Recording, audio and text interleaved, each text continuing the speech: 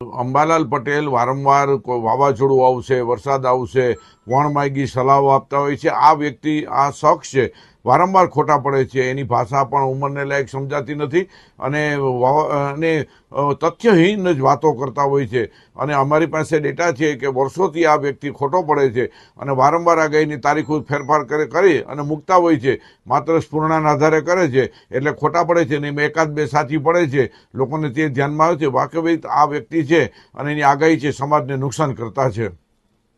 હું એગ્રીકલ્ચર ખાતામાં સર્વિસ કરતો હતો. રિટાયર થઈને પછી આ બાબતમાં ખેડૂતોનું કેમ ભલું થાય એના માટે મારા પ્રયત્નો યથાયોગ્ય હતા. હું અમારા કોલેજમાં પણ મેટ્રોલોજી વિભાગ ચાલે છે. મારો કોર્સ બીએસસી એગ્રીકલ્ચર ઇંગ્લિશ મીડિયમમાં કરેલો છે. આસિસ્ટન્ટ ડાયરેક્ટર તરીકે નિવૃત્ત થયેલો છું. એટલે મારે કંઈ કમાવું નથી. મારે પ્રસિદ્ધિમાં આટલી ઉંમરે પ્રસિદ્ધિને શું કરીશ? હું પ્રસિદ્ધ તો છું જ, પણ પ્રસિદ્ધિને મારે કરવી છે શું? હું સુખી છું. આમ છતાં આ આક્ષેપો કરવામાં આવે છે તે અંગે જોવા જઈએ તો ગ્રહો નક્ષત્રોની ચરાચર અસરો થાય છે.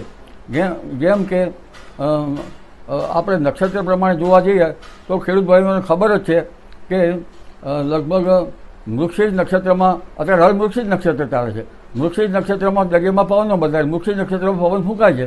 જો પવન ફૂંકાય છે તો કેમ મૃગશીર નક્ષત્રમાં પવન ફૂંકાય છે? અને તે 15મી જૂન સુધીમાં 20મી જૂન સુધીમાં મૃગશીર નક્ષત્ર હોય છે.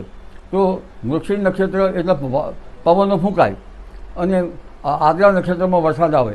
આદ્રા નક્ષત્રનું પાણી સારું ગણાય છે. કેમ સારું ગણાય છે? આકાશમાંથી પાણી તો એક સરખું જ આવે છે.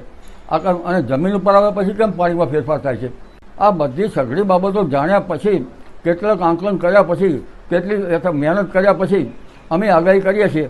તો પછી આ બાબતમાં અમને નીચા દેખાડવાનું કામ જે કરી રહ્યા છે એ અમને સમજાતું નથી.